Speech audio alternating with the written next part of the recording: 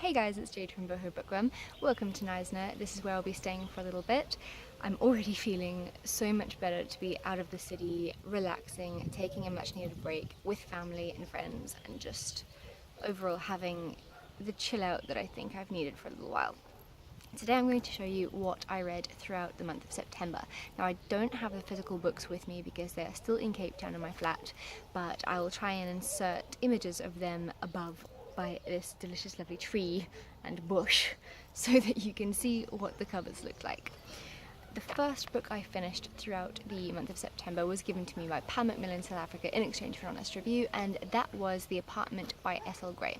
Now, this book is about a troubled married couple who decide that they want to do a house swap with some people, with a Parisian couple. They live in Cape Town, South Africa, so they hop across over to France to just go and have a little trip away and just kind of also relax, kind of like I'm doing right now. And unfortunately, when they arrive in France, their nightmare just gets worse. The house that they've house swapped with this couple looks nothing like the photographs online.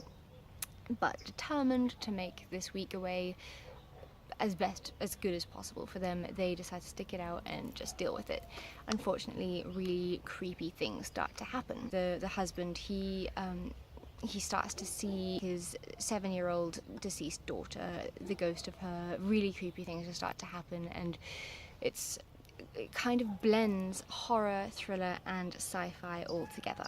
Let me just say that when I started this book, I really didn't do my research properly because, to be honest, I actually had absolutely no idea that it was set partially in Cape Town, South Africa. And for me, that is a really unique and refreshing, sorry about the dogs, refreshing experience for a book because, you know, I often read these books set in New York or London or one of the big cities, but never in South Africa, A, where I live, and B, Cape Town, where I stay. It's just really interesting, you know, instead of hearing about Sainsbury's or Tesco's or, you know, Woolworths or whatever, like, you're hearing about these grocery stores that are unique and normal for South Africans, like Pick and Pay, which it's just different and kind of refreshing for a book for once. And hearing about the roads that I drive on my way to work and the names of like the African people, and it's just different and interesting and something I found really enjoyable about the book. You might think I'm biased because I live here, but I really do believe this book was absolutely fantastic. I gave it a 5-star review. The writing was phenomenal and it just exceeded my expectations. It's incredibly riveting and every chapter ends on this giant cliffhanger, so you just have to keep turning the pages to find out what happens next. I really think that this book is a psychological masterpiece, and although I have mentioned many times on my channel that I don't enjoy sci-fi, I kind of tend to zone out as soon as things get a bit too unbelievable for me. This book really pulled it off. It combined elements such as haunted houses, true South African crime stories, suicides, ghosts, kind of everything merged into this beautiful small little book, and it was so enjoyable. The main characters are Mark and Steph, and to be honest, I didn't like either of them that much, but that didn't really deter me away from enjoying the actual story. Mark as a main character was this really useless, flimsy excuse for a man, and Steph, she was just, I just wanted to hit her, to be honest. The way that she treated her husband and spoke to him, it infuriated me, and she was a horrible character, but a stronger character than Mark was. The book is told from both of their points of view, so it goes back and forth between the two and their different experiences in the house. So that I found really enjoyable because I do enjoy books with multiple points of views. Like I said, I gave it a 5-star review on Goodreads and I really highly recommend it, although I must say that it doesn't portray South Africa and Cape Town particularly in the best light. It's, you know, it is quite grim and it has a lot to do with crime and robberies and the kind of security you need to live here. I mean, but to be honest, I think that is very overplayed. Everywhere in the world is dangerous, not just South Africa, but I just feel like they maybe portrayed South Africa to be more dangerous than it really is. The next book I finished throughout the month of September was The Marsh King's Daughter by Karin and Dionne. I listened to this book on audio and I gave it a 3-star review. I was incredibly excited for this book. The cover's stunning and I just really wanted to read it as soon as I could get my hands on a copy, and it fell so flat for me. The synopsis is basically this man who has a lot of psychological issues, which you realise quite early on, kidnaps this little 14-year-old girl, and for the next couple of years he just rapes her repeatedly, and one day she falls pregnant. 2 years into her captivity, she gives birth to this little girl called Helena, and this book is told from that daughter's point of view. The daughter's now fully grown up, and she actually helped put her father in jail when her and her mother escaped from their captivity. Now the father has broken free from jail all these years later, and he's armed and dangerous, and the only one that actually has a chance of catching him is his daughter, because when they were off in the marshlands together as a family, he taught her how to track and how to hunt and just how to survive in the wild. So she's basically using the skills that he equipped her with against him. What I did find really interesting about this book was the fact that the daughter is basically, you know, she loves her father no matter what he did, no matter that he's a rapist who kidnapped her mother at a very young age and did all sorts of horrific things. You know, it's her dad. She looks up to him in many ways, and it's quite scary to realize just how much that, you know, her mind is just different, because she still has this unconditional love for him, even though she hates him and she wants to see him be put back in jail or worse, killed. To be very honest, I felt like this book got way too in depth into survival techniques and things that you could use bear grease for. It was more of like a survival guide than it was an actual novel and story. I felt like it kind of went off the beaten track of, you know, being a story, and just started telling us how to live in the wild. It also kind of switches back and forth from present day, where she's trying to track her dad down, to in the past, all these flashbacks from her life in the marshlands with her mum and dad. And I really feel like the flashbacks in the past distracted from the actual storyline. It was almost as though the author wanted to build some sort of a suspense into their escape from the marsh, but we already know that they did escape from the marsh. So the suspense for me was kind of taken away from her finding her dad, because there was too much in the past of them trying to escape when we already know that they have escaped and they were both okay. That, I just didn't enjoy that side of it, because I would have rather enjoyed more storyline into her tracking and hunting her dad down, and not the past. Helena as a main character was also very interesting. I found her annoying in many ways, but it was also very unique to hear what she has to go through when she gets out of the marsh, and she suddenly has to learn how to be in normal social situations and adapt to social customs. At times I felt like this was really overplayed or just downright silly though. With this book, I feel like the actual idea of it was really good, and it could have been so much more than it was. Unfortunately, there was just nothing compelling me to carry on picking up the book when I put it down. Nothing made me die to turn the page and figure out the last book, The Apartment. I was just really addicted to it. This one I wasn't addicted, and I didn't really actually care all that much. So unfortunately it just fell flat, and I gave it a 3-star review on Goodreads. Then I read Saga Volume 2, which is a graphic novel, and it's been a long time since I read Volume 1, and I'd almost forgotten how funny, humorous and witty it is. This book, graphic novel, is just, it's hilariously done. The art is gorgeous, it's very graphic, and it's just kind of 50 shades of crazy. The Saga series is basically about 2 aliens from different planets, and it's kind of like a Romeo and Juliet retelling in a very strange way. The guy is supposed to be this prisoner, and she ends up falling in love with him, so she frees him and they run off together and they fall in love, and they end up having this baby, and now they're on the run from everyone, and everyone just wants to kill their baby as well, I think, because they're not supposed to do that with each other and make those with each other.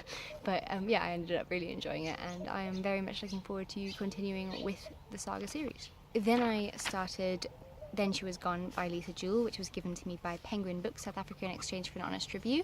I ended up giving this one a 3-star review. Then She Was Gone is about a mother whose 15-year-old daughter disappears, and 10 years later this new evidence is discovered. Basically, the daughter's bones are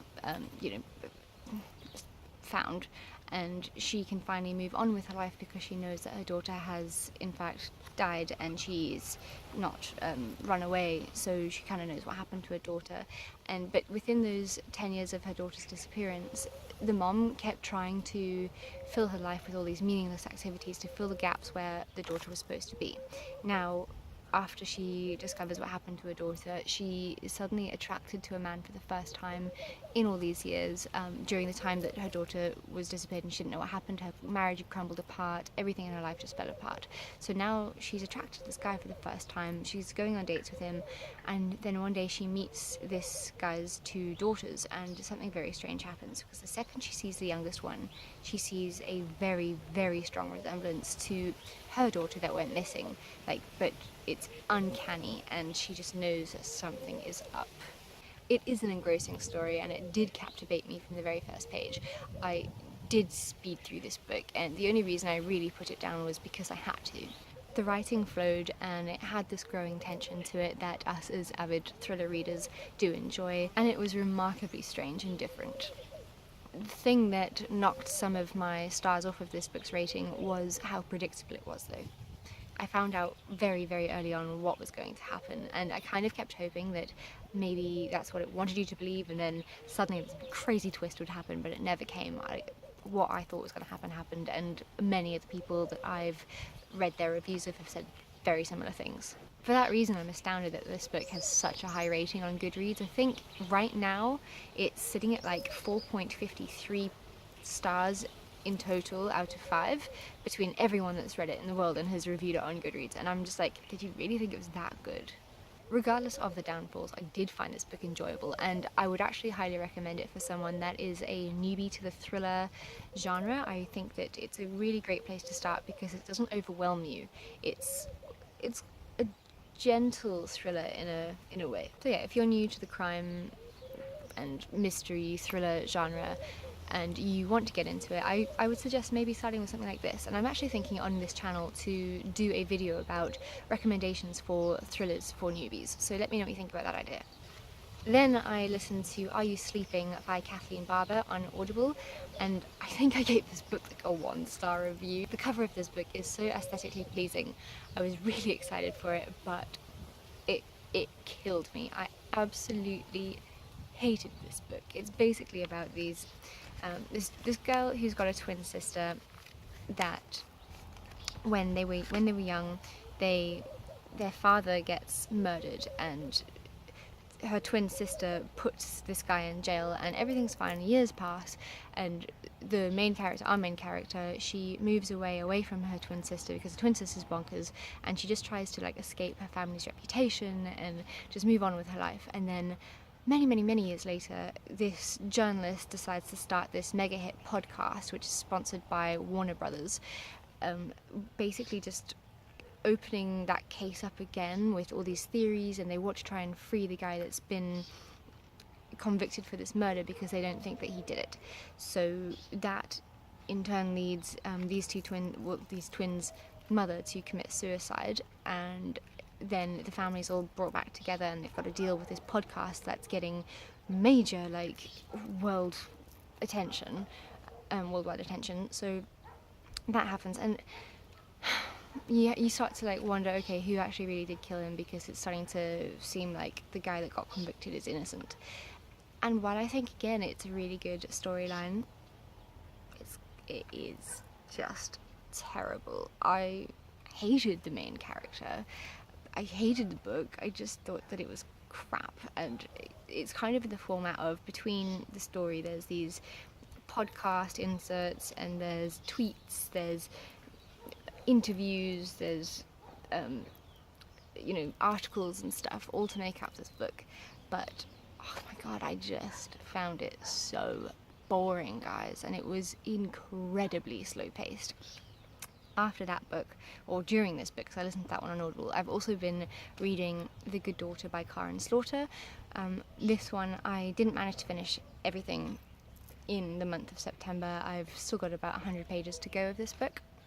Again, another book I found so slow paced throughout the month of September, so it kind of put me in a bit of in a reading slump, but there again I have been very, very busy. The Good Daughter is about also two sisters who get forced into the woods at gunpoint after they watch their mother get blown to bits with a gun. Thanks, Poppy. Very, very polite of you.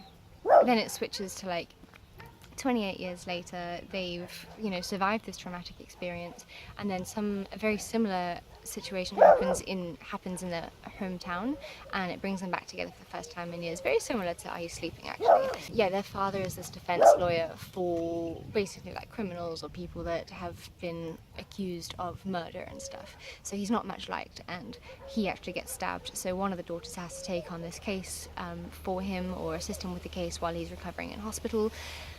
And while again I think that it's an incredibly well written book, it is just very slow paced. I think the idea is great, and I am intrigued to find out what happens because I've heard the twist is massive.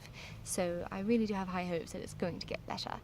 But yeah, that's what I read throughout the month of September, guys.